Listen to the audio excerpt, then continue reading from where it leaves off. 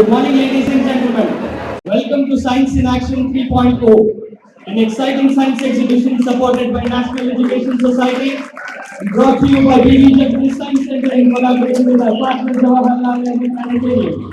I am Altaf Partner and I am truly honored to be your host for third consecutive year to the Bangalore's most significant public science festival. Before we start, we have a video promo for you.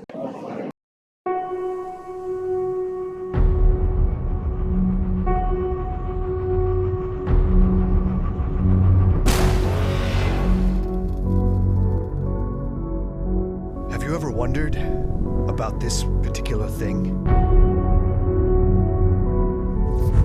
Because it turns out that that thing is real. Spin me right round, baby, right round, like a record, baby, right round, round, round. That thing I referred to earlier? Well, it's happening.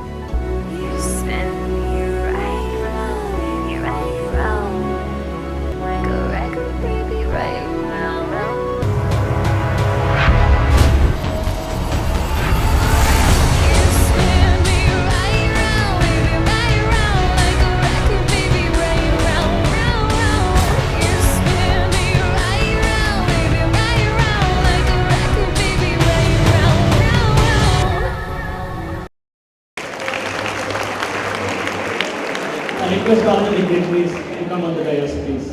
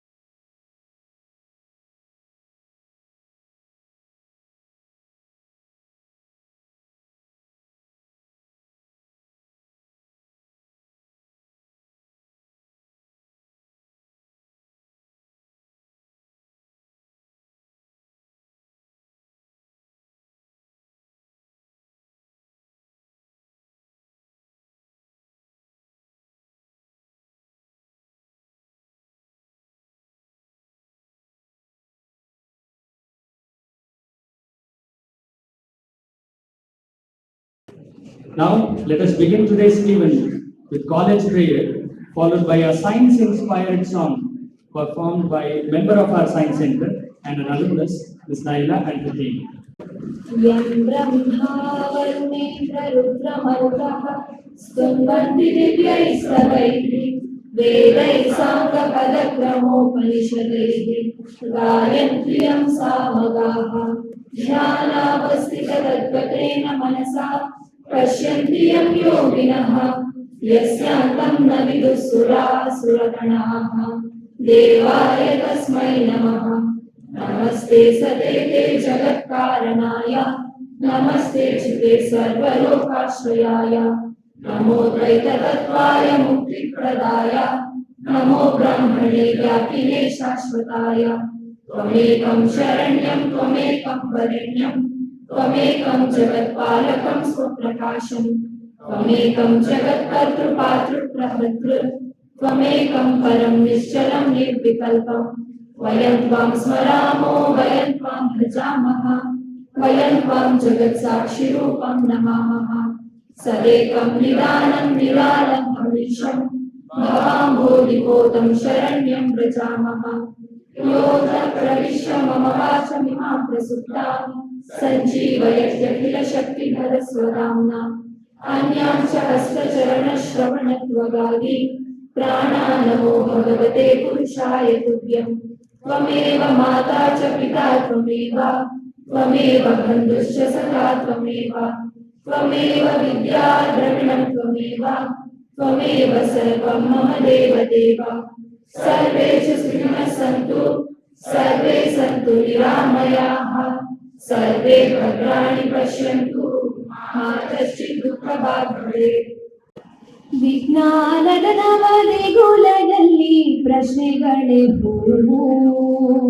ವಿಜ್ಞಾನದ ನವದೇಗುಲದಲ್ಲಿ ಪ್ರಶ್ನೆಗಳೇ ಹೂವು. ಶೋಧನೆ ಸಂಶೋಧನೆ ಸಂಶ್ಲೇಷಣೆ ವಿಜ್ಞಾನದ ಪೂಜೆ. ಶೋಧನೆ ಸಂಶೋಧನೆ ಸಂಶ್ಲೇಷಣೆ ವಿಜ್ಞಾನದ ಪೂಜೆ.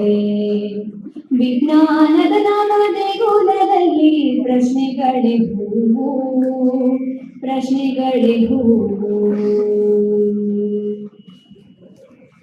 ದೂರದರ್ಶನದ ತೆರೆಗಳ ಮೇಲೆ ವಿಜ್ಞಾನದ ಯಕ್ಷ. ಬೆರಳು ಒತ್ತಿದರೆ ನಿಮಿಷಾರ್ಧದಲ್ಲಿ ಬೆಳಕಲ್ಲಿ ಪ್ರತ್ಯಕ್ಷ. ವಿಜ್ಞಾನದ ನವದೇಗುಲದಲ್ಲಿ ಪ್ರಶ್ನೆಗಳೇ ಹೂವು. ಪ್ರಶ್ನೆಗಳೇ ಹೂವು. ಕಾಡಿ ಕೆಳಗುವುದು ಮಾಡಿ ನೋಡು ವಿಜ್ಞಾನದ ತಂತ್ರ. ಪ್ರಶ್ನಿಸಿ ನೋಡಿ ಶೋಧಿಸಿ ನಂಬಿ ವಿಜ್ಞಾನದ ಮಂತ್ರ. ಕಾಡಿ ಕೆಳಗುವುದು ಮಾಡಿ ನೋಡುವುದು ವಿಜ್ಞಾನದ ತಂತ್ರ. ಪ್ರಶ್ನಿಸಿ ನೋಡಿ ಶೋಧಿಸಿ ನಂಬಿ ವಿಜ್ಞಾನದ ಮಂತ್ರ. ವಿಜ್ಞಾನದ ನವದೇಗುಲದಲ್ಲಿ ಪ್ರಶ್ನೆಗಳೇ ಹೂವು. ಭೂತ ಪ್ರೇತಗಳು ಮಾಯ ಮಾಟಗಳು ಪಡೆದವಲ್ಲ ಸಾವು. ಭೂತ ಪ್ರೇತಗಳು ಮಾಯ ಮಾಟಗಳು ಪಡೆದವಲ್ಲ ಸಾವು. ಭೂತ ಪ್ರೇತಗಳು ಮಾಯ ಮಾಟಗಳು ಪಡೆದವಲ್ಲ ಸಾವು. ಧನ್ಯವಾದಗಳು. Thank you so much, Naila. Today, we find ourselves at the crossroads of curiosity and discovery, a journey that has propelled Indians to make their mark on the moon. Science in action is our contribution to nation's rich legacy of human ingenuity, exploration, and unquenchable thirst for knowledge. I would now like to call Professor Mamata, Principal of Pre-University College, to extend her warm welcome to all of you and share a few words about science in action.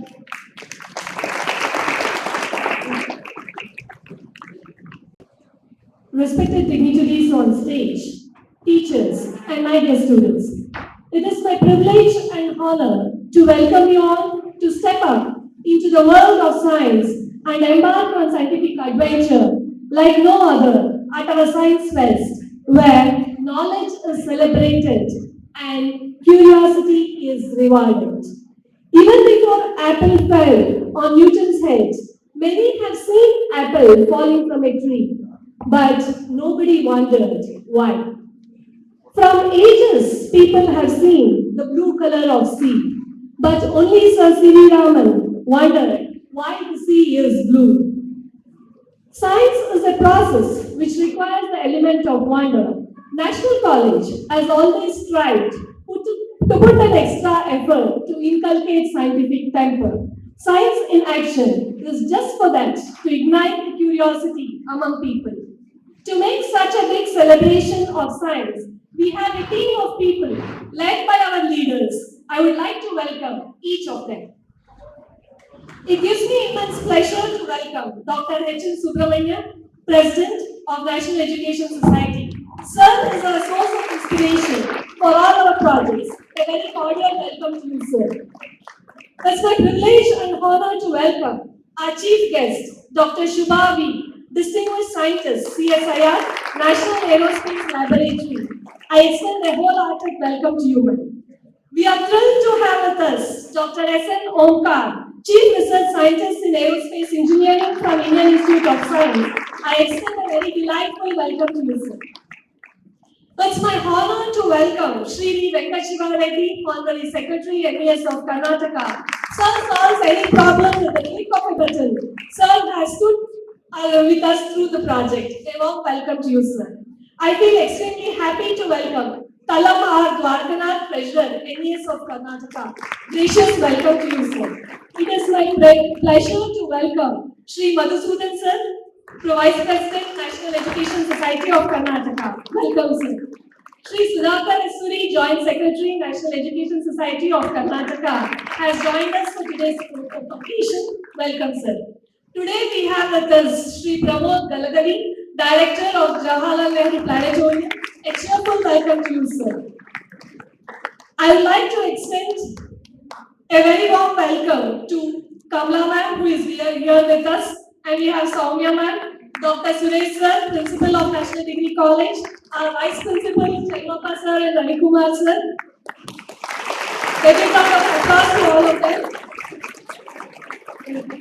I would like to extend a very warm welcome to Shri B.D. Kumar, GC member, NES of Karnataka. I'm just checking if I missed anybody's name. I'd like to welcome our chairman, Dr. Venkatram Reddy sir, is here with us. And we have Ravindra sir with us, Works Committee Chairman. A warm welcome to you, sir. Thank you, sir. We have collaborated with many prestigious organizations around the state. I extend a delightful welcome to all these organizations: Jawaharlal Nehru Planetarium, Param, ISRO, ISPF, Agastya, Tare Zameen Par. Your presence in our campus has added more color to our fest. Now it's our turn to welcome our VVIPs, students. This event is designed just for you. Prepare to be amazed as we showcase the wonders of science and inspire the learn for learning in our Science Fest. I extend a very colorful welcome to you all. Today we have media which has joined with us. A warm welcome to media partners. And I welcome everyone. Thank you.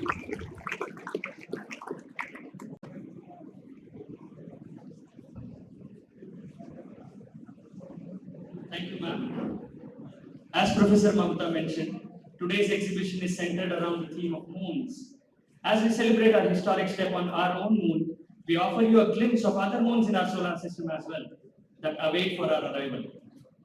Now, I invite Professor Bharati Rao, Director of BB Jagdish Science Center, to provide you with an insight into the journey of BBJ Science Center, starting from its inception in 2001 and highlighting its significant contributions to the society.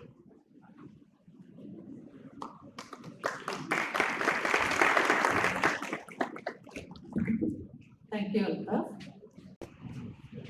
Good morning. Namaskara ellarigu.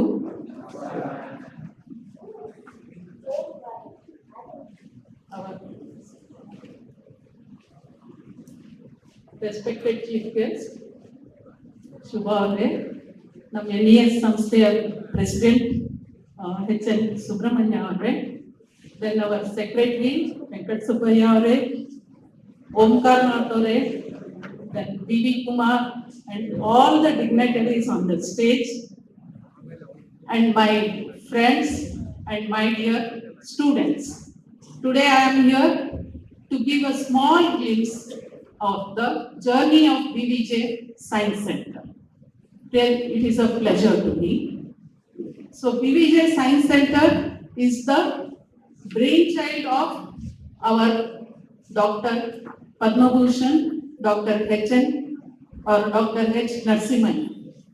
Dr. H. Narasimhaya, the philosophy of our Dr. H. Narasimhaya is Prashnisade Enannu Nambabedi.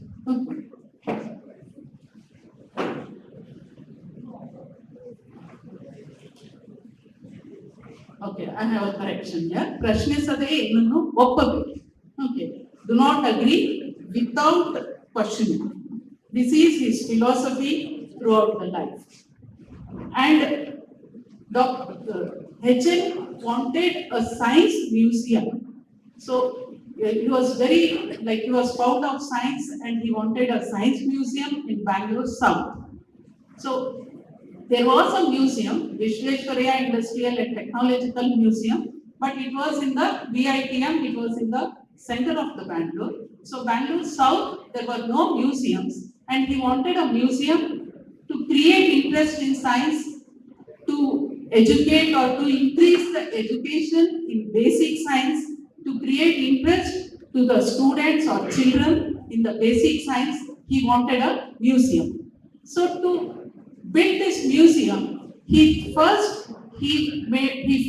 a committee And that committee was headed by Professor K.S. Nataraj sir. And that committee worked very nicely. It went throughout the India. They visited all the most of the science museums throughout the India, and they come up with a plan. This committee was formed in 2000, year 2000. Then they came up with a plan, and according to that plan, they needed around more than rupees 1 crore to build a science museum. So they were thinking what to do for the finance. At that time, they came to know that Shri B.V. Jagdish, who is an alumni from our college, he was distributing computers to the corporation schools. So this committee with HN, they approached B.V. Jagdish, and B.V. Jagdish, sir, B.V. Jagdish is a businessman and an entrepreneur in USA. So when they approached B.V. Jagdish, B.V. Jagdish was very happy, and he was like, he had an interest to build a science museum. So he agreed to finance Dr. H.N. And he asked him, how much finance you require? Our H. Narasimha sir is witty, and he has a very good sense of humor. So he said, a beggar's bowl has no bottom. So whatever you want, you pay. So B.V. Jagdish suddenly, he gave a check of rupees 50 lakh. And there it started. So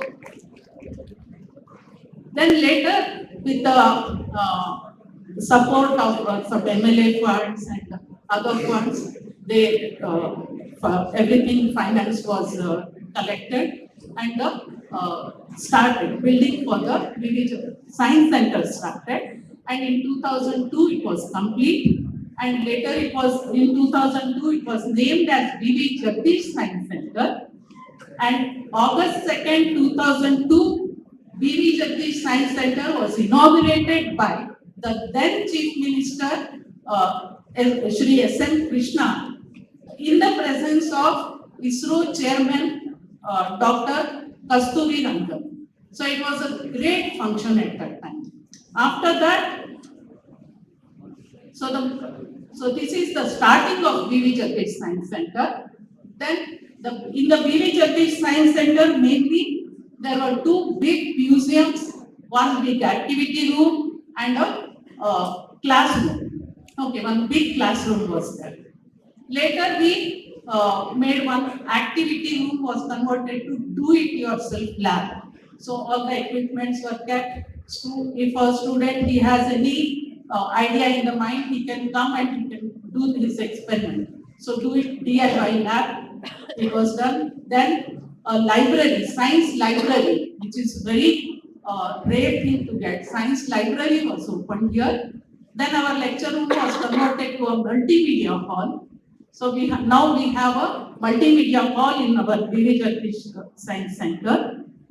And the main purpose here in the Science Center, we arrange lectures from the distinguished scientists from ISRO, then IISc, DRDO, and many more organizations, whichever are there in the Bangalore or from other places also. We organize lectures, then we give the student and scientist one-to-one interaction we give here, and the school children, they come and visit the science center. Usually Saturday was the time given for the school children to visit the science center and see all the exhibits.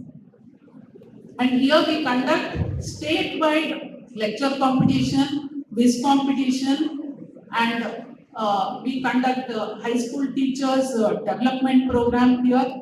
Recently in 2022, we conducted a workshop on science journalism, and it was very greatly appreciated by all. Then there was a 100 days astronomy.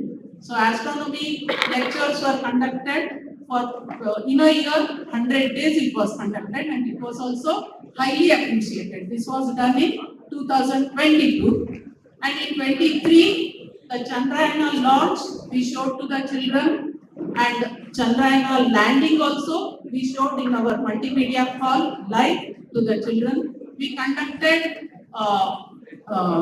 drawing competition, collage competition, speaking competition on Chandrayaan 3, and there was a lecture also on the Aditya L1 in our science center from the distinguished scientist who worked on the Aditya L1, Professor Jagjit Singh. He came here and he gave a lecture to the students on Aditya L1. Then school visits, usually it will be there in our science center. And the Science in Action program we are conducting from past 4 years in collaboration with Jawaharlal Nehru Planetarium. So they are big support to us. So with them we conduct this Science in Action program. Every year we are conducting. And in this Science in Action program, this year Param Innovations also, they joined hand with us. And in this Science in Action program, we have Think Tank and Agastya Foundation, and another one Tare Zameen Pe Digital Planetarium Planetarium. They have also joined hand with us. And next we are planning. So this is about till now. Next in the October we are planning a telescope workshop with Tare Zameen Pe Digital Foundation. With them we are planning a workshop, astronomy telescope workshop, and we have this stargazing. Usually we conduct stargazing in our science center. So this is all about the science center. Thank you very much for giving me this opportunity.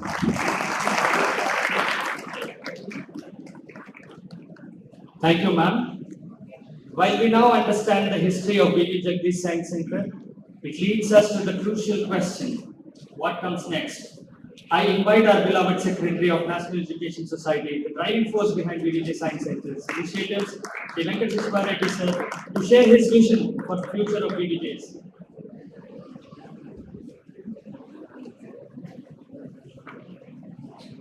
ಎಲ್ಲರಿಗೂ ನಮಸ್ಕಾರ. Vision of the future ಸನ್ಮಾನ್ಯ NASನ ಅಧ್ಯಕ್ಷರಾದ doctor Subrahmanya ಅವರೇ,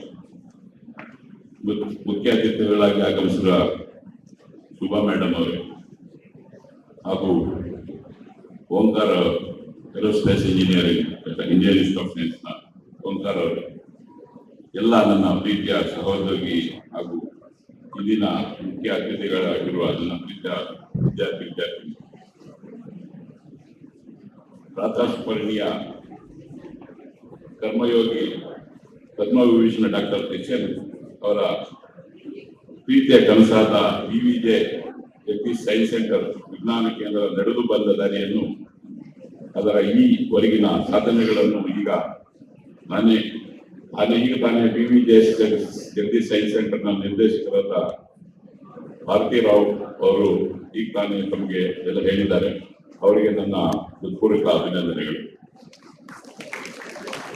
ಈ ಸಂಸ್ಥೆಯ ಮುಂದಿನ ಕಾರ್ಯಕ್ರಮಗಳು ಮತ್ತು ಆಶೋತ್ತರಗಳು ಏನು ಎಂಬುದನ್ನು ನಾನು ನಿಮ್ಮ ಮುಂದೆ ಹಂಚಿಕೊಳ್ಳಲು ನನಗೆ ಸಂತೋಷವಾಗುತ್ತಿದೆ.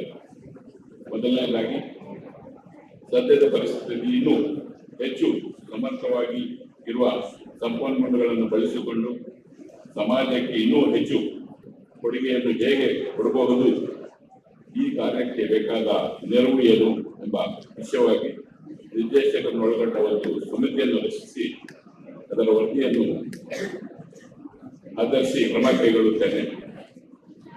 ಹಾಗೆ ನಮ್ಮ ದೇಶದ ಇತರ ವೈಜ್ಞಾನಿಕ ಮತ್ತು ಸಂಗ್ರಹಾಲಯಗಳ ಭೇಟಿಗೆ ನಮ್ಮ ಸಂಸ್ಥೆಯಿಂದ ಕೆಲವು ತಜ್ಞರನ್ನು ಕಳಿಸಿ ಈ ಸಮಸ್ಯೆಗೆ ಮುಂದಿನ 5 ವರ್ಷಗಳ ಬೆಳವಣಿಗೆ ಹಾಗೂ ಕಾರ್ಯಕ್ರಮಗಳ ನೀಲಿನಕ್ಷೆ ಹಾಗೂ ಖರ್ಚು ವೆಚ್ಚಗಳನ್ನು ಅಂದಾಜು ಮಾಡಲು ತಯಾರಿಸುತ್ತೇನೆ.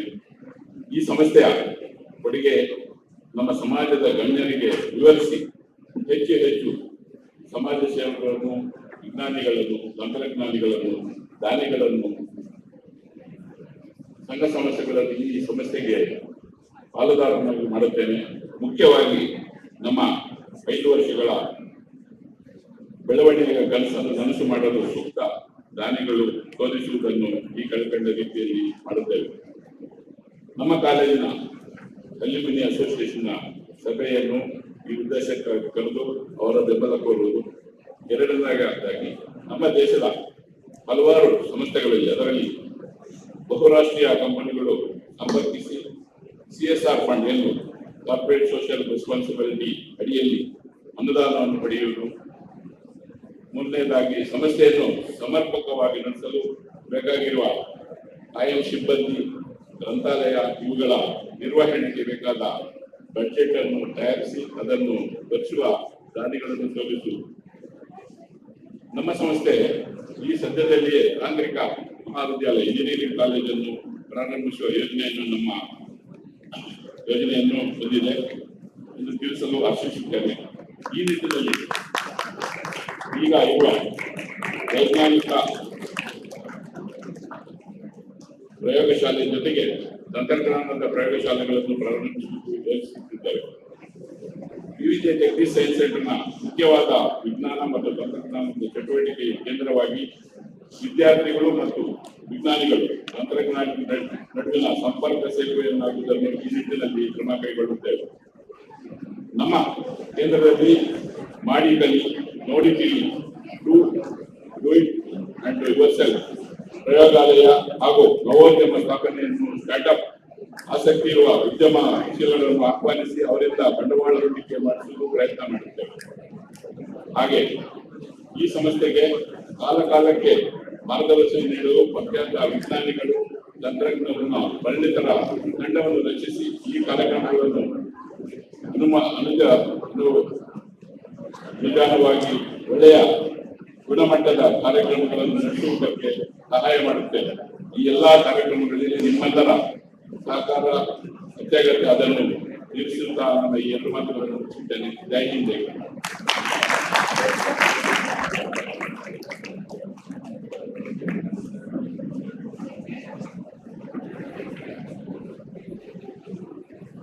Well, before we proceed further, I would like to acknowledge a few things about Shiva Reddy sir. This is my first time working with him, and I have noticed that he brings tremendous amount of energy to the team, inspiring events, and we believe that he is the powerhouse of our science center. Now, I invite Professor Vijay Lakshmi Madam from Department of English to introduce our chief guest for this evening.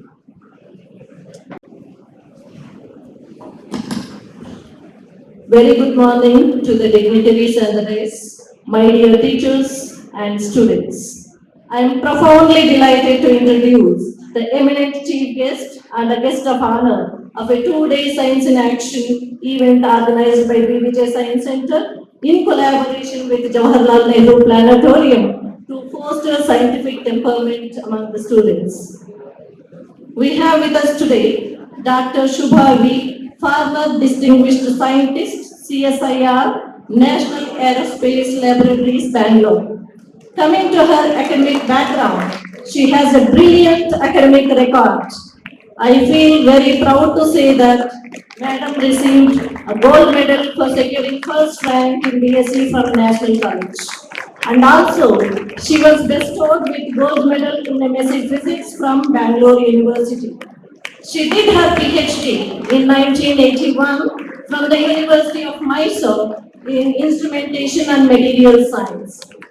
Starting her career as a scientist in 1982, Madam held various scientific positions from 1982 as a junior scientist to a distinguished scientist. During her tenure as a scientist, she executed more than 30 sponsored projects of national importance with 28 crores cash flow to the organization. She has 46 years of research and technology experience in the fields of airport instrumentation, thermophysical instrumentation, material science and technology, high pressure science and technology, and ultra high temperature ceramic materials. One of our recent developments in airport instrumentation is DRISTI, a visibility measuring system to aid pilots for safe landing and takeoff. Highlight of this development is it's truly made in India. And she has also saved crores of rupees of foreign exchange to the country. And right now, 106 Drishti systems are working in the country. 52 systems are working in 21 international airports and 54 systems are working in 18 Indian Air Force bases. Really, this is an amazing development, madam. And she also has one more credit to her developments, that is Mini Drishti Aviation Weather Monitoring System, and this is a mandatory equipment for airports. Madam is honored with 36 national awards, 2 academic laurels, and 30 professional awards like Jyoti Ratna Award, Lifetime Achievement Award, Young Scientist Award, Women Achiever in Science and Technology, and several other recognitions. If you just look at the list, it goes on and on. So, my dear students, I am sure we can see and learn, leaf out of her brilliant career. I would like to reiterate that she has to her credit 85 research publications in national and international journals and conferences. Dr. Shubha guided 100 batches consisting of 400 students, which shows her academic excellence. Needless to say that Dr. Shubha is truly inspirational for the young generation. And thank you very much for being with us today, madam. We also have with us today Dr. S.N. Omkar as guest of honor.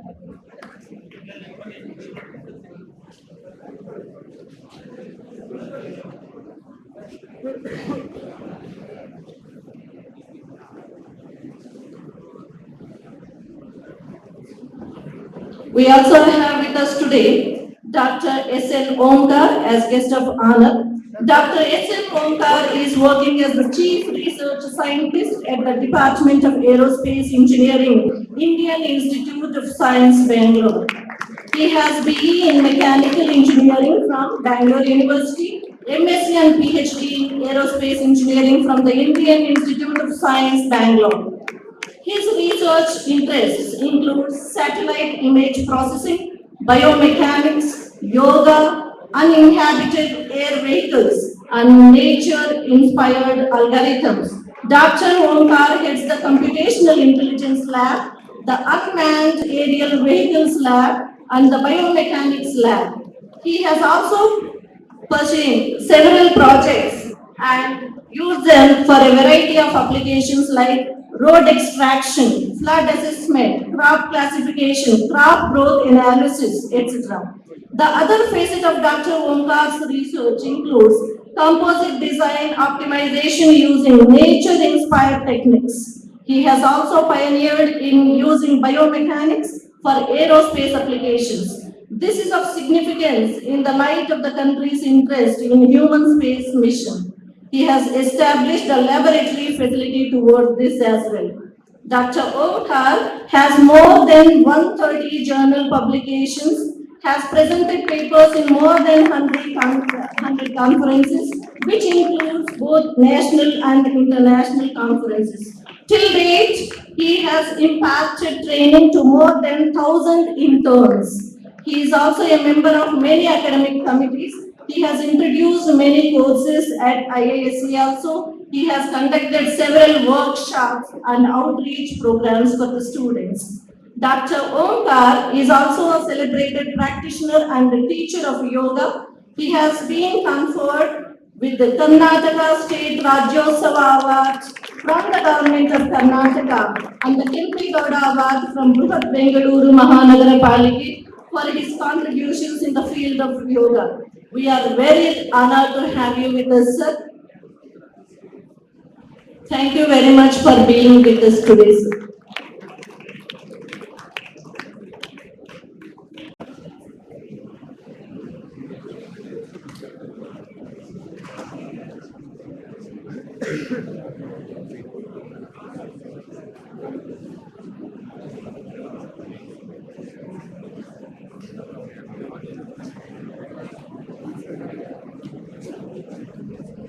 Well, one of an important person who makes Science in Action possible at Jawaharlal Nehru Planetarium and our partner is with us. He is Shri Pramod Galgali sir. Please give him a huge round of applause. We have him here. And thank you so much for extending your support and being with us, sir. Thank you.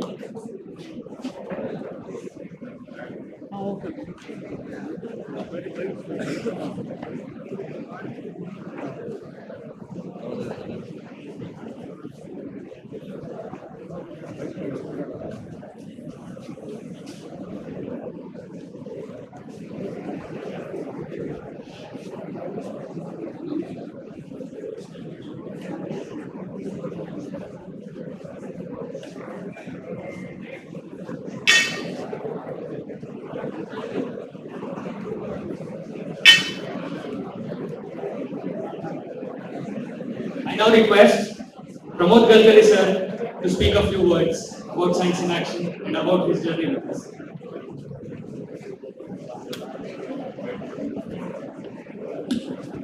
Thank you, Hera. Good morning, everybody. I will be very happy to be here amongst you for this Science in Action program. Because of some 5 years ago, in a casual conversation in my office, Professor K.S. Nataraj, former director of BB Jagdish Science Center, had come, and we were sort of taking our flagship program, Science in Action, which has been happening since the last 25 years, over 25 years in planetarium, to South Bangalore. And I was checking with him, is there any way in which we can collaborate? He immediately came forward and he made all the arrangements, and then we had our first Science in Action some 4 years ago. Subsequently, we were hit by COVID, and then we had a break for 2 years, and now we are having 2 more Science in Action. We had 2 more Science in Action, this is the third one. Jawaharlal Nehru Planetarium is engaged in science dissemination in various ways. We have our scientific shows, our science part, and our viewing of astronomical events and many other programs. And nearly 4 lakh people visit us every year. We have in-depth non-formal science education programs, and research education advancement program is one of them. This has been going on in planetarium since last 25 years. And more than 150 students who have gone through this program have gone on to complete their PhDs, and they have become faculty in various research institutions. And we mentioned here that recently we have received a very strong financial support from Samagata Foundation, and very soon we will be giving a scholarship of something like 50,000 rupees to students who will be pursuing the program. And I invite all the students assembled here to participate in that. JNP organizes many programs which are of much use to college students. Recently, we had a program called SWIM, that is Summer Workout in Mathematics, moderated by faculty of Center for Applicable Mathematics. More than 40 students participated in this program. And in the coming days, we are going to have many such programs in astronomy. Astronomy, fundamentals astronomy, astronomy in invisible wavelengths, and we conduct virtual tours of observatories and laboratories, and we have more to come. You may already know that we organize lectures by distinguished scientists in association with ICTS, International Center for Theoretical Sciences. It is a lecture series named Coffee with Curiosity. It has been happening since last 5 years, and we have one lecture by distinguished scientists every month. Recently, Raman Research Institute has joined hands with us, and we have started a lecture series called Engineering Frontier Science. Other premier research institutes in Bangalore, Indian Institute of Astrophysics and other institutes are coming forward to associate with us, and they are having their programs in planetarium. We are very happy to host all of them. I would like to mention about one program which may be of interest to astronomy enthusiasts. Very soon we will be starting a telescope library.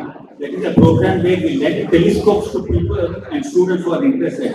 This will be of much use to students, to educational institutions, to schools, science centers, and all.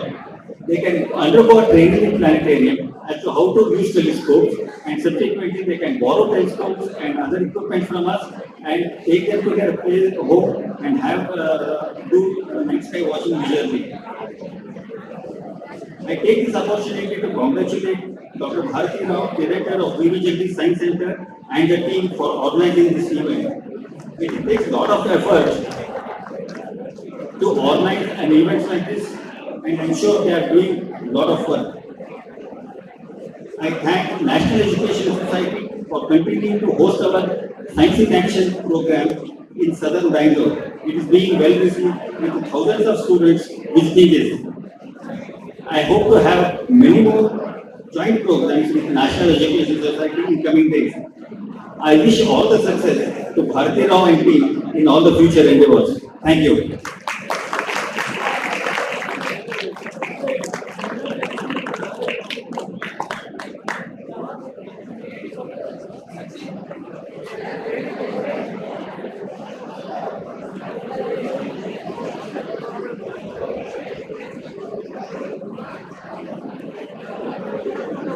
Thank you so much, sir.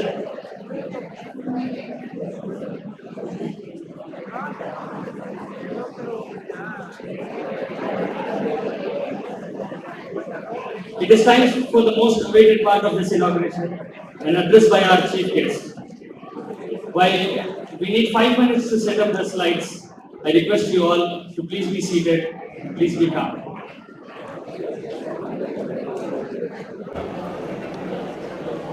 Good morning ladies and gentlemen. ಇಲ್ಲಿರುವ ಎಲ್ಲ ಗಣ್ಯ ವ್ಯಕ್ತಿಗಳು, ನಾನು national aerospace ಲ್ಯಾಬೊರೇಟರಿಯಲ್ಲಿ ಸುಮಾರು 46 ವರ್ಷಗಳ ಕಾಲ ಕೆಲಸ ಮಾಡಿದೆ. ಆ್ಯಕ್ಚುಲಿ ನನಗೆ ಇದೊಂದು ತುಂಬ ಬಹಳ ಮುಖ್ಯವಾದ ದಿನ ಅಂತ ಅನ್ಕೊಂತೀನಿ. ಯಾಕಂದರೆ ನಾನು ನ್ಯಾಷನಲ್ ಕಾಲೇಜ್ ಬೋರ್ಡ್ ಸ್ಟೂಡೆಂಟು. ಅದಲ್ಲದೆ ಡಾಕ್ಟರ್ ಎಚ್ ಎನ್ ಅವರು ನನಗೆ ಪ್ರಿನ್ಸಿಪಾಲು ಉಪಾಧ್ಯಾಯರಷ್ಟೇ ಅಲ್ಲದೆ ಬಹಳ ಆತ್ಮೀಯರಾಗಿದ್ದರು. ಇವತ್ತಿನ ದಿನ ನನಗೆ ನಿಜವಾಗಲೂ ತುಂಬ ಸ್ಮರಣೀಯ ದಿನ ಅಂತ ನಾನು ಅನ್ಕೋತೀನಿ. ಯಾಕೆಂದ್ರೆ ಇದೇ ನಾನು ಫಸ್ಟ್ ಟೈಮ್ ನ್ಯಾಷನಲ್ ಕಾಲೇಜಲ್ಲಿ ಬಂದು ನಾವು ಮಾಡಿರೋ ಕೆಲಸದ ಬಗ್ಗೆ ಮಾತಾಡ್ತಾ ಇರೋದು. It is really A great honor and I'm humbled by all the organizing members who have invited me to come here. ನೀವೆಲ್ಲರಿಗೂ ನಾನು ಬ್ರೀಫ್ ಆಗಿ ಹೇಳ್ತೀನಿ. ಸೊ ನಾವೇನು ಕೆಲಸ ಮಾಡಿದ್ವಿ, ಯಾವ ಥರ ದೇಶಕ್ಕಾಗಿ ಉಪಯೋಗ ಆಯಿತು ಅನ್ನೋದ್ರ ಬಗ್ಗೆ ನಾನು ಇವಾಗ ಮಾತಾಡ್ತೀನಿ. ನಾವು ಮಾಡಿರೋದು ಕಂಪ್ಲೀಟ್ಲಿ ಇಂಡಿಜಿನಸ್ ಪ್ರಾಡಕ್ಟ್, ಅಂದರೆ ದೇಶದಲ್ಲೇ ಮಾಡಿರೋ ಪದಾರ್ಥಗಳು, ಸಿಸ್ಟಮ್ಸ್. ಅದು aerospace, defence, research and education ಸೆಕ್ಟರ್ಗೆ ತುಂಬ ಉಪಯೋಗ ಆಗಿರುವಂತಹ ಸುಮಾರು ಪದಾರ್ಥದ ಸಿಸ್ಟಮ್ಸ್ನ ಮಾಡಿದ್ದೀವಿ.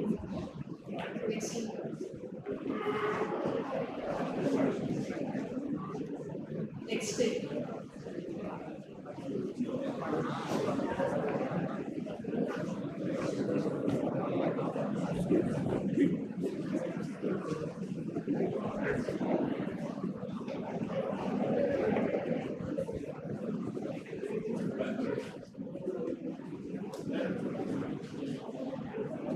ಕೆಲವನ್ನ ನಾನು ಇಂಗ್ಲೀಷಲ್ಲೇ ಮಾತಾಡ್ತೀನಿ, ಯಾಕಂದರೆ it will have A better impact.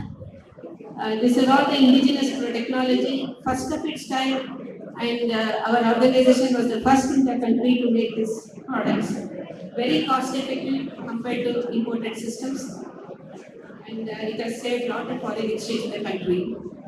Particularly for aerospace applications, we have made a very mandatory equipment which is useful for airport operations, without which flight cannot land or take off. I will tell you a little bit later how this whole thing started. Then for defense sector, we were asked to make a very important product, which was basically a component which was not able to, earlier whatever they were using was not very useful. In the sense it was failing a lot, particularly for missile program and other things, and also for rocket launchers. So in that way, we were asked from DRDL Hyderabad to help them out in making these products, and it was very nice of them to have confidence in us, and we succeeded in doing that. And then I have initially my career, when I started my PhD, I was working on high pressure science and technology of materials, rare earth materials. We have determined phase diagrams of many rare earth materials and lots of conversion of graphite into diamond. We worked on that also. So these are, and many, those days it was very difficult to have instruments because ಎಲ್ಲದಕ್ಕೂ ನಾವು ಹೊರಗಡೆಯಿಂದ ತರಿಸ್ಕೋಬೇಕು ಸಿಕ್ಕಾಪಟ್ಟೆ ದುಡ್ಡು ಆಗ್ತಾ ಇತ್ತು. So I developed many systems indigenously way back in 1976 itself, and these were all appreciated a lot by Bell Telephone Laboratories. And Sir C.V. Raman's first student, Dr. A.J. Raman, he used to send samples from Bell Labs and say, please do this characterization and give it to us. And that I consider that we were very lucky to interact with such a great people who made us get motivate us to develop many other instruments.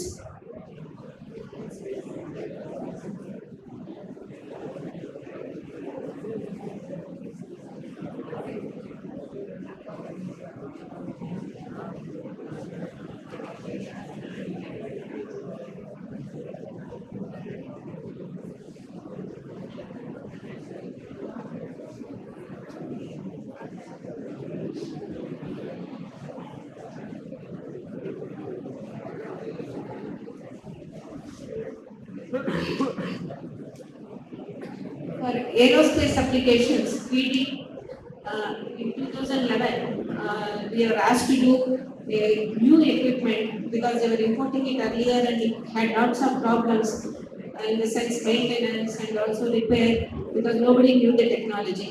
So we were asked with the India Meteorological Department and also people who were working in the field, many of the airports people, they requested us, why don't you make a system which is truly indigenous? So we developed a system called as Drishti. Drishti, we named it because it's an eyesight to the pilot and it's a mandatory equipment without which pilot cannot land or take off. This particular system we started making in 2011. I'll explain to you about that a little bit later. Another equipment, which is a mini version of, this is a mandatory, as I said, as per International Civil Aviation Organization and also World Meteorological Organization. And a small version of this, it is very useful for railways, highways and helipads. Particularly when Agra, there was an accident which took place during the fog season, that is November to February. So at that time, the Director General of India Meteorological Department requested me, can you make a smaller version of this whole thing, which can be put on toll gates and also railway stations so that people are not stuck. Suppose train goes and it gets stuck in between a hilly terrain or a God section. It will be very tough for them to move further. So we made another system called as Mini Drishti for the railways and highways. The another thing is for heliports. We made what is called as power scattermeter, but that was it was very successful. We have a paper also on that, but could not put it because of other issues. Then we made another system called aviation weather monitoring system. This is also a very, very important mandatory equipment for the sake of the airport operations, where it measures wind speed, wind direction, pressure, temperature, humidity, all the weather parameters. Because that is very important because while landing, aircraft lands against the wind. So we should know what is the wind direction, what is the wind speed, so that aircraft is not taken away and passengers are saved. So this is again another truly indigenously made equipment which has been installed in airports, and particularly in Bangalore airport, we have this system in all the runways. And then a smaller version of this is also made again for forecasting agricultural farmers and other things we have made.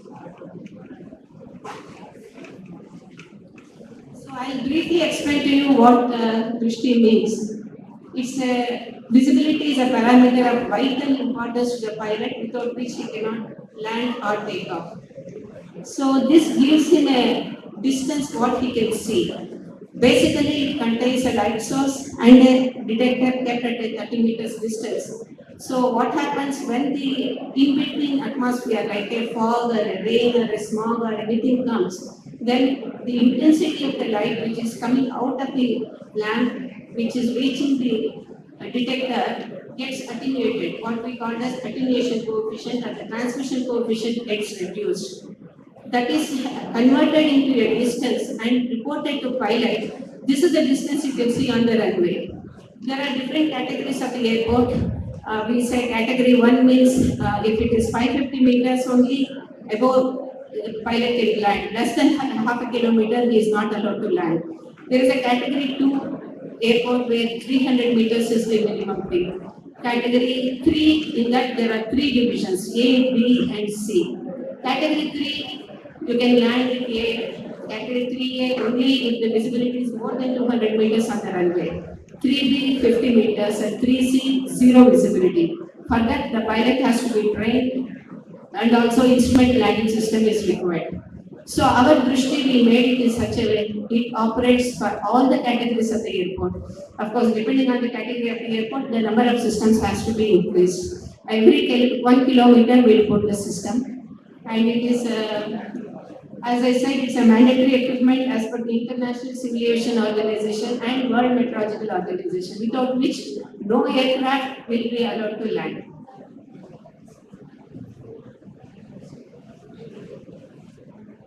So this is actually a multidisciplinary product where it requires the knowledge base of each and every branch of engineering, structural, electronics, computer science, telecommunications, mechanical, you name the branch of engineering. The heart of the system is a physics because the light has to be, all of you have studied in high school how a light kept, a collimated beam of light comes. You people would have played also keeping a lens and trying to focus the sunlight and the paper burns. So a similar principle, it's a very simple principle, but it has lot of application given to the pilots. So we made a very innovative product where optics is very high resolution, electronics, modular and easy to repair. Since we have the knowledge base to the component level, it is very easy for us to repair, and over the phone I have repaired many systems, and we have also available, we can take over the system wherever we are. Across the country we can repair it, maintenance becomes very easy and cheaper. So it meets all the requirements of the International Civil Aviation Organization and World Meteorological Organization. So I will not go into the details much, but what is important is for you people to know that it is a logarithmic equation. When we say the attenuation coefficient or the light intensity getting reduced, that is compared, and we have to also have 3 sensors. One is we have to see what is the background light. Suppose I switch off all the lights, you will have darkness. So then for the pilot, when there is a fog, if the darkness is there, how is he going to see what is the distance? So we have to make correction for all these things, and then there is what we call as a background.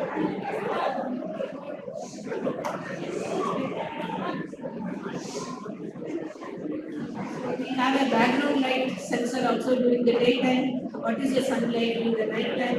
What is the airport lights? All those things it makes correction. And also we have a runway light intensity sensor which measures the edge and the center lights in the runway.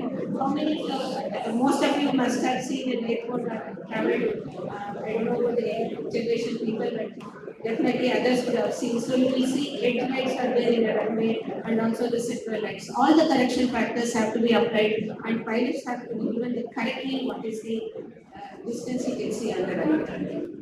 It is a logarithmic equation which you can see, and it is very tough, very accurate. It should be slight error can give slight measurement error can give a wrong result. So it becomes very important that we have to measure it very, very accurately because the life of people and the aircraft is a big question.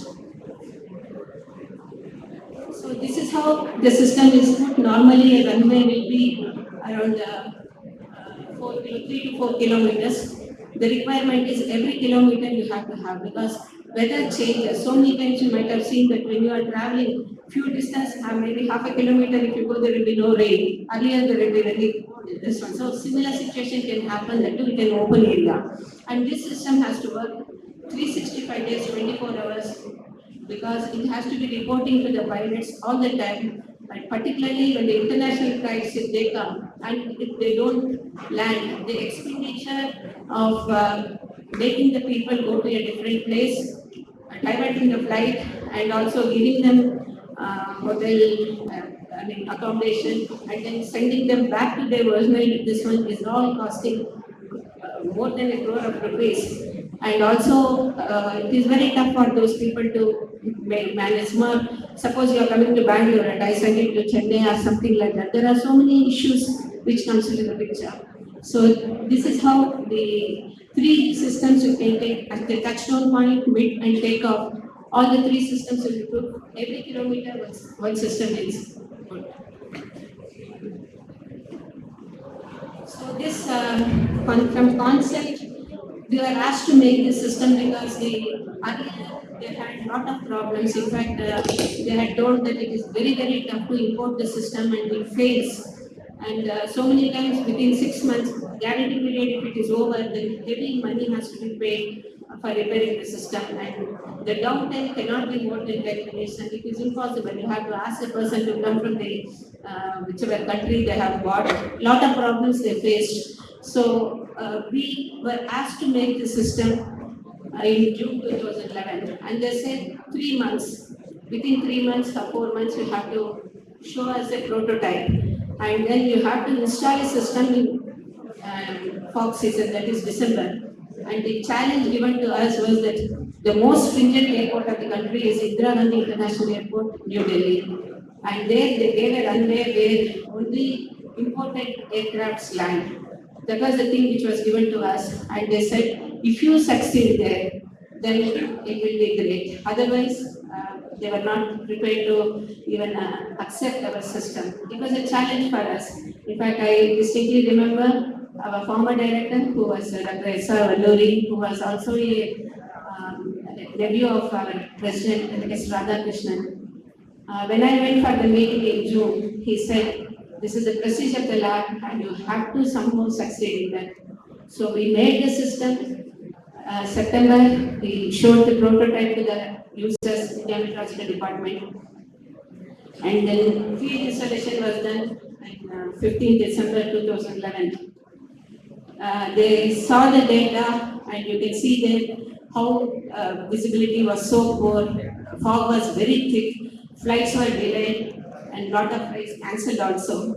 And our system reported the data beautifully on 19th December. They watched the system for 10 days and on 26th we got international class 1 certification.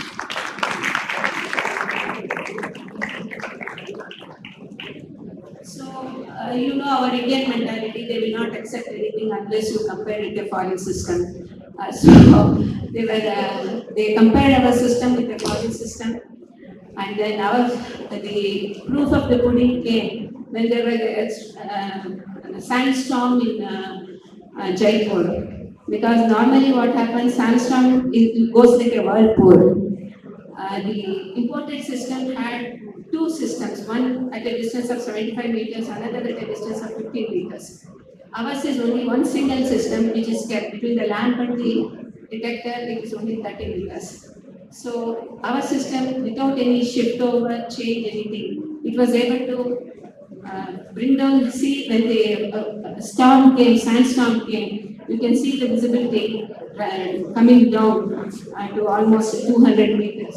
So which the imported system could not report, both German system and also the Australian system, they could not report because they had to shift over to the other thing by the time this sandstorm went away. So basically, the software is the one which helped us a lot. Otherwise, we should have used standalone equipment. Means it is very tough. We use Apple software initially, but now I have developed a software in generalized Python platform where we can develop. So there are a lot of way we have to give the data to the pilots. 10-minute average, 1 minute average, instantaneous. Every 10-second data has to be collected. In a day, 8,640 data points comes from one single system. Suppose we have three systems, you can imagine it will make close to 27,000 points, and everything has to be with time and stamp dating. It has to be put so that in case of any emergency or anything, if they want to go back to the previous thing, then they should have the data. So all these things have to be a very, very tough software it was, but we were able to achieve it. And not only that, earlier for every single system, one separate computer was required. We developed the software in such a way that all the three systems in the runway, in a single computer, they can get it so that it avoids unnecessary instrumentation. The software helped us in avoiding almost 80 standalone equipments. That was the advantage of this one. So as I said, I have given the category of the airport and what is the minimum requirement for the pilots to land. It's a virtual instrumentation concept which you people will learn when you go a little bit higher in your class. So that we achieved it, and health monitoring can be done. As I said, sitting at Bangalore, I can take over the computer and then prevent the system. What is the problem? Everything can be easily done. So from the data from the field side is transmitted. All of you might have seen in the airport, a tall building will be there that is called as an air traffic control room. There the data goes, and then the person who is sitting there will tell the pilot, no, even that is not required. We have web enabled it, and so that pilot can view it on his screen as he is coming closer to the airport. And also redundancy is required. Suppose the Wi-Fi system goes or something happens, then we also have a landline communication with optical fiber, which has been proved very, very useful. Redundancy is a must because of the life of people and the aircraft is most important. So the challenges we faced a lot. It's a real-time operating system. As I said, it has to work 24 hours by 365 days. Harsh environment, it is exposed to all the type of severe atmosphere in the runway. You know how it is if you stand, even as human beings, God created human beings, when we go out and stand, we get cold, cough, everything. Whereas this system, I think, has to stay there in the airport, face all the extreme conditions of weather, and then it has to have a high mean time between failure recall. That means the failure rate should be very, very minimal. And this is, of course, we face a lot of hurdles. Acceptance is always a problem because the moment you say you have a foreign item and an Indian item, our mentality is, oh, foreign item is always good, but not an Indian item. This is our mentality. Basically, we have been trained like that from the beginning. So that was a challenge actually. It was a Herculean task. Then import lobbying, those people wanted to finish off this product so that they can enter the field. Then global competition, and many private companies wanted to take the technology for peanuts. They did not want to this one. So a lot of hurdles we faced, but there was also reverse engineering threat. But we could overcome all those things because it is not an easy equipment, as I told you. It requires the knowledge base of many branches of the engineering and the physics as the part of the system. So the first breakthrough for us came when in 2014, none other than the Secretary Minister of Earth Sciences gave a press release because we have put the system in 2011. Then again, they requested us to put three more systems in 2012. And then they watched the data, not for 1 year, 2 years they watched the data. And they felt it was very good. And then what they did was, he gave a statement telling that the indigenously developed runway system costs just over 1/3 of the presently imported system, but actually it is 1/4, not even 1/4, 1/5 of the system, imported system. And he gave a section. He said the system is at par with and at some places exceedingly better than the imported and costlier system. This is for memory sufficient. It is none other than the secretary. And really, we are grateful to him because people in position should appreciate when only our indigenous technology can prosper. So, based on this, we signed an agreement with the India Meteorological Department on 20th May 2014. And I thank the person who is receiving Dr. Rathore, he's the DGIMD, he's a Rajput, was highly patriotic. He said, Madam, I'm not going to allow any other system to come to this one, and he really did that, and I'm grateful to him for encouraging our system. Any research or anything you do, if it is accepted, then only there is a satisfaction that yes. See, simply publishing papers and then keeping it, yes, it is improving our biodata, CV or whatever you call. But what is important is what is the contribution we can make to the society, what is the contribution we can make to the country. That is the most important thing. There you require the person in the position to help us. So that the gentleman did, and I'm grateful to him. All leading newspapers, more than 50 newspapers across the countryside that we have signed up to make, and we are supposed to put the system in all the airports of the country. Next. So this is just a thing to tell you that NAL instrument to facilitate safe Deccan Herald Indian Express across the country it came, and then it gave a boost to most of the people came to know. So now I am happy to say that what we installed in 2011, till today, the systems have not failed. The whole IGA airport, the most critical airport of the country, has got 13 of our system working in its all 3 runways. And we have also made in such a way that the whole system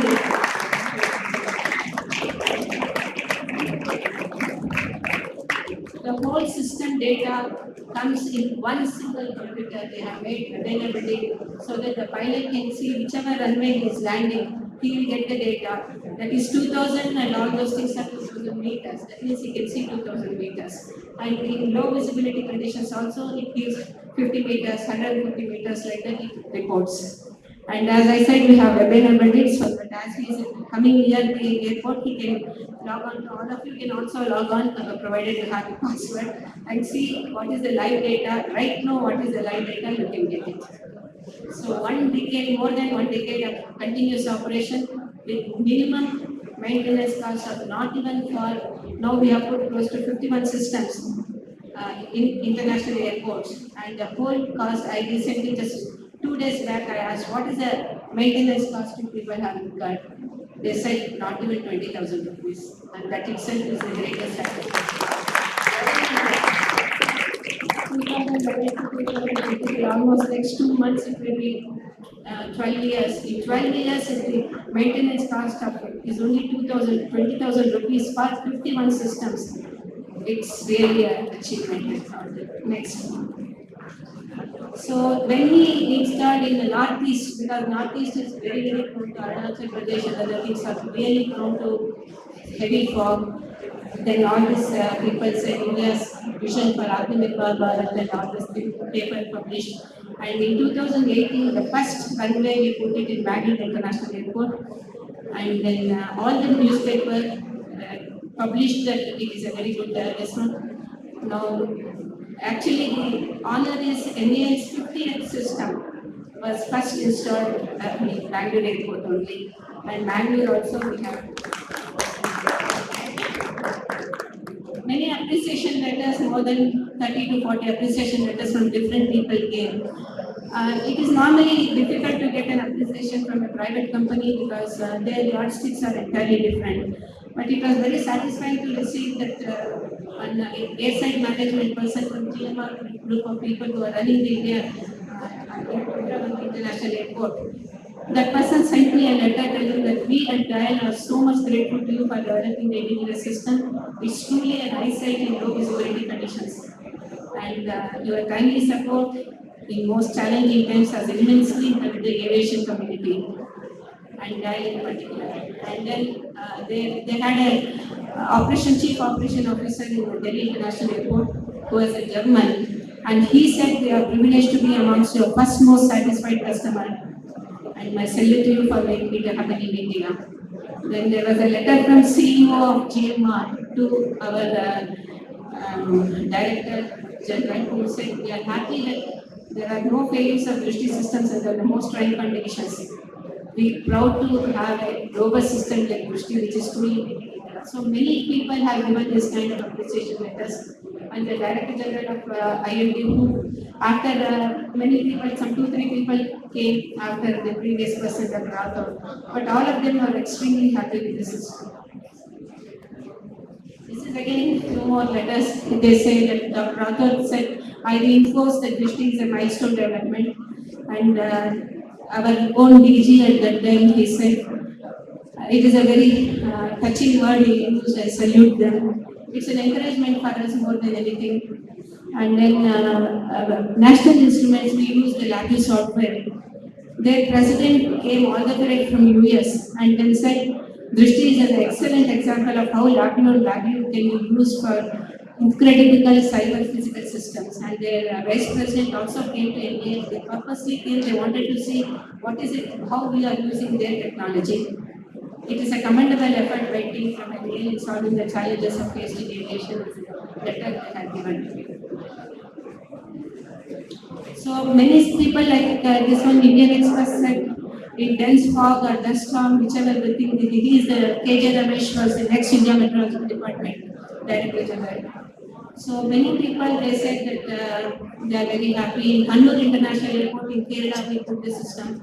At that time, the managing director who said we need more such dedicated scientists to develop much better system in the country. And for railways, when we wanted to do the thing that Mr. Ajay Singh was the person who is a senior officer who came, and he said to reach this requires traveling through some real tough terrain. I definitely agree with him. It is not an easy task to make something and achieve it and put it in the public domain.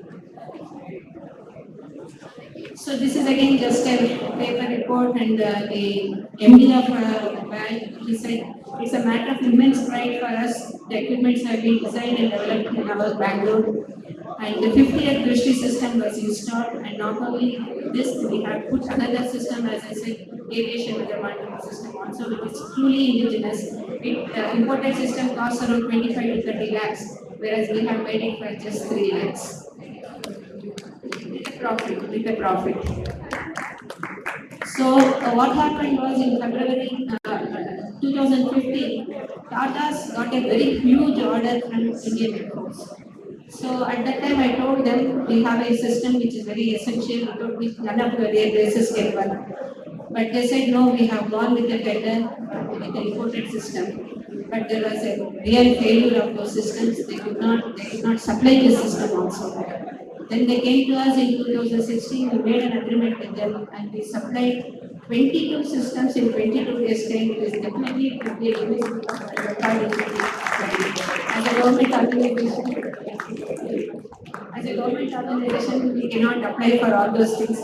But in 22 days we supplied because they were losing 2.5 crores per day of their investment because all the other modernization of Air Force infrastructure they have done, all the airports they have modernized. But the problem was without this system, the airport cannot be operational. It's a mandatory system. So that we got the really this one and now we have transferred the technology to Tata's. Now during the COVID time, peak COVID time, that is 2020 May, they got the another order, MAFI 2 project, modernization of Air Force infrastructure, phase 2 project, where 22 air bases will be installed 66 systems. So this another credit to the thing that Tatas have taken our technology. So they wrote a letter telling that this is to put on record our appreciation for the relentless hard work put in by the team. The team continues to work tirelessly till the shipments are made. It's a very, then their main person, program director, wrote to Dr. Harshvardhan, who was the Minister of Science and Technology. He said Drishti is very stable and is providing the correct guidance, and this indigenous product has great potential and will be a true feather in the cap towards the Making India concept. I always say, before the concept or the word, the catchphrase, whatever you call us, came Making India, Made in India, we had Made it in India because this phrase came only in 2014. So this is how I tell that it's a truly Made in India product. 105 systems we supplied, made at NAL we supplied, 51 to civilian airports, 21, and 120 systems, 54 systems we gave it to 18 airport bases when the imported system could not be compared. So now 171 systems are working. I should In cricket language, if I have to say, Drishti has hit a century, and I hope it remains not out.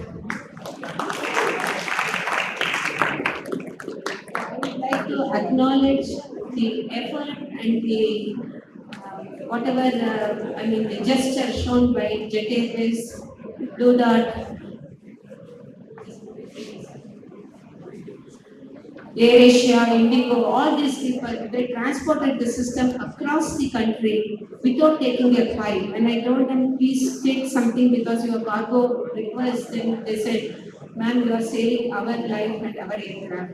And more than 2.5 crores NA could save thanks to these people. So first time in the history of CSIR, in the Republic Day parade, CSIR put their tableau and Drishti was there in the front. In 2017 it happened. And then IAF people, they conducted a special workshop appreciating our system. Even now, Indian Air Force people are extremely happy with our system and they say this is a truly helpful to us, particularly in the border of China, Pakistan borders and other things. So, Dr. Harshavardhan, who was the Minister of Science and Technology, made it a point to visit us as he was very happy about this. And then in 2019, Prime Minister gave a thing telling that what was impossible is now possible. Now, Mumkin or Mumkin hai. It's a truly made in India. Whatever this dream of making India, we made it in India. So individually, I have got for developing this system and also the Lifetime Achievement Award and other things. 14 awards we have got from 2022 to 1989. And Drishti, as a thing, this is my individual awards. Drishti itself has got 10 awards, 3 corporate awards, and we were the first to win the first Make in India award when it was instituted in 2015.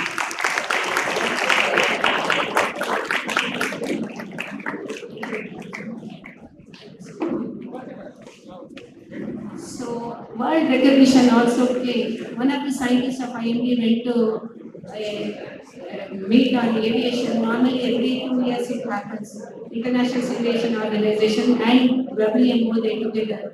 There the General Secretary and the members of the WMO were highly appreciative of our product and then asked other countries to interact with India in these products. And recently one of my classmates had gone to, he sent me a message telling that I had gone to Germany where they mentioned about Drishti in one of the meetings.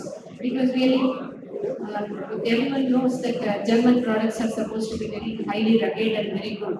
And if the Germans have appreciated our system, I take it as a good gesture on their part. So when Drishti turned 10 years, all the people who were involved in Drishti, they sent messages. This will remain the golden letters of the history of airport instrumentation was given by Dr. K.J. Ramesh, who was advisor at corporate aging. And another person said it is a momentous occasion for the team in Yale and IMD. And many people who were involved with, they said, Made in India world-class instrument for aviation sector, and they were happy to be.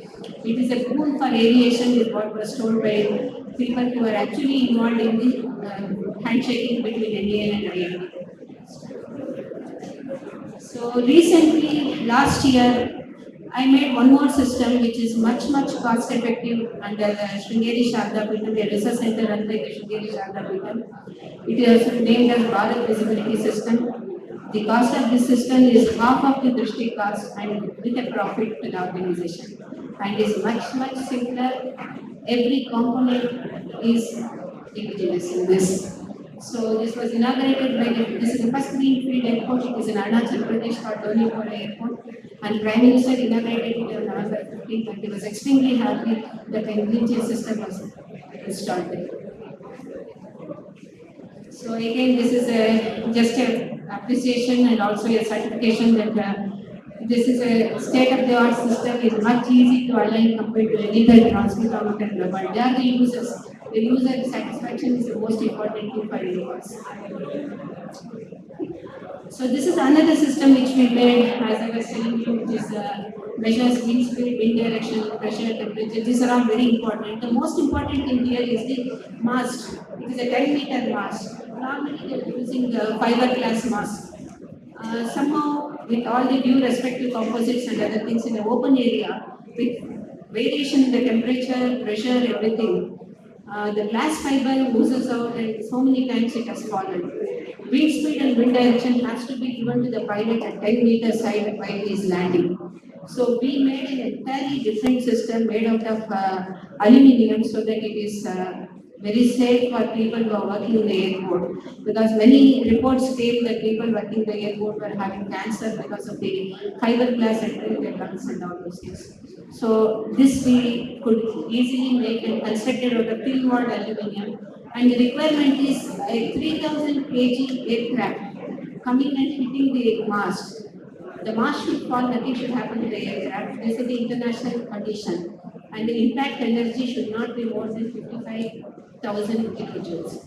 So we designed it, actually I designed it particularly because a 3000 kg means it is Airbus and all, you have a passenger aircraft. Even if you see the microrelay aircraft like the Indian Air Force thing, that will be around 400 to 500 kgs. We designed the mast in such a way, even that comes and hits the mast by chance, then nothing should happen to the human people. That is, life is more important than anything else. So this is the proof, as I told you, international conditions. So in Bhubaneswar in 2019 May, there was a cyclone, funny cyclone, who people might remember that. The whole airport, you can see how it has shattered because of the cyclone. Our system as required just fell without any this one.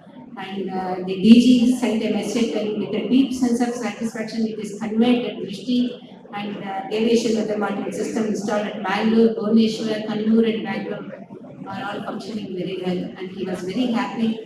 And nature validated my system because I could not validate the system in our organization because of the coming and hitting and making it fall was all a difficult thing.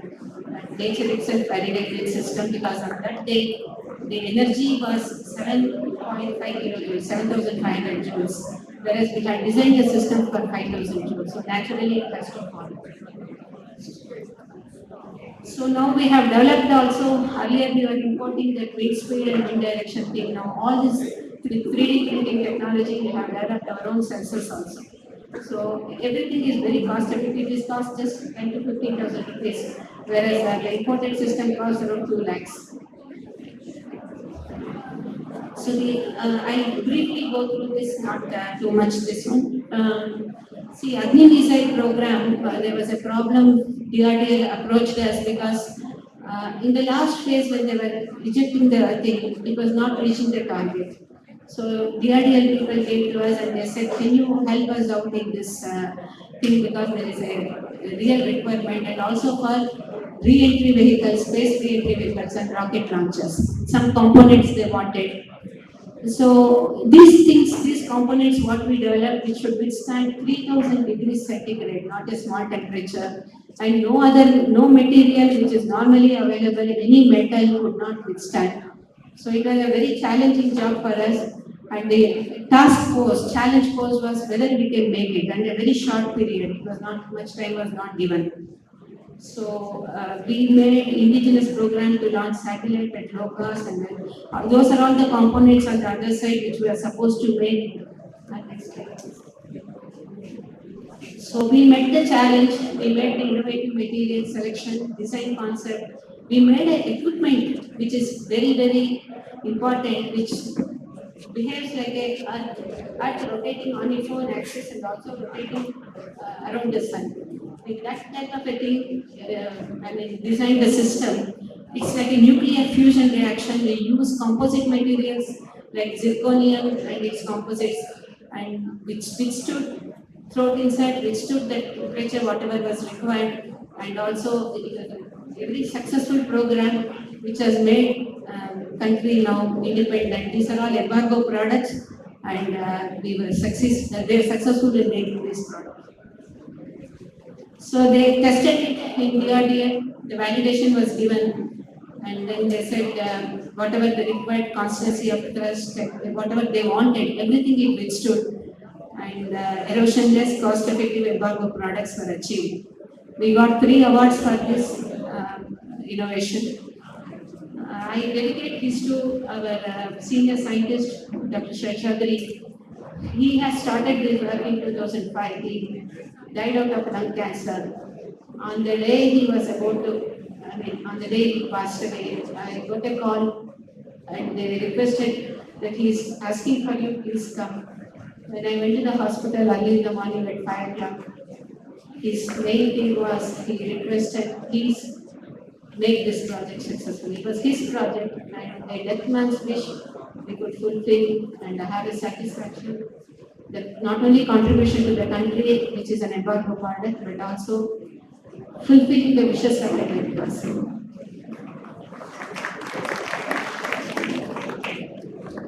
So many other thermophysical instrumentation characterizations and techniques we made and which is we have all supplied to universities, Mysore, Bangalore and Bangalore universities, Audi College of Engineering, NIE Mysore, Indian University Consortium Indore, and Indian Academy of Sciences they wanted, Raman Research Institute. All these are measurement of properties which were costing very, very high, lakhs of rupees it was costing, all indigenously made for almost low price at all, I can say, very, very much. So we handed over many of these systems to Indian Academy of Sciences for the science education program. And the course director, Professor R. Srinivasan, received this, all these things, and we also got some 6 awards for this particular work. So I say in banking language, you know that equated monthly installment. This is for students, not for others. In life bank, every moment implement ethics, moral values, and integrity. You may think that it is not required, but that will give you the satisfaction that you have done something very good. Hard work is like stairs and luck is lift. Sometimes lift may fail, but stairs will always take you to the top.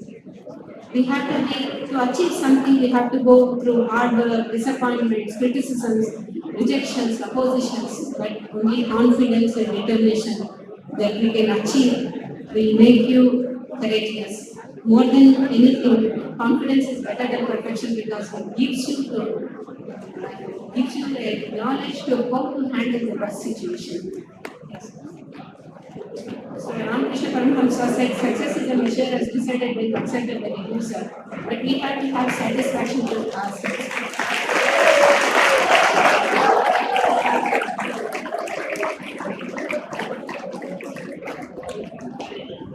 Thank you very much, ma'am, for such an inspiring talk to show how physics is related to all the field in the science. Thank you very much.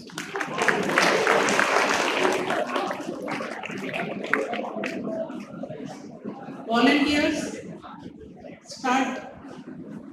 Do your job now.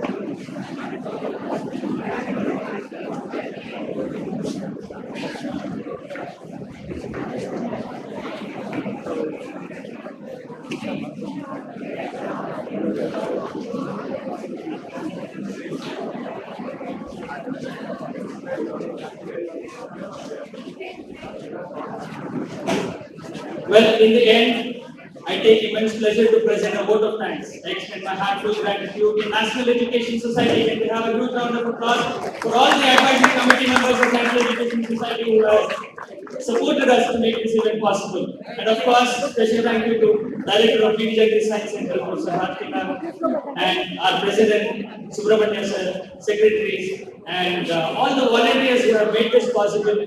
I now say that the Science in Action event is open for public. I hope you have a great time. See you.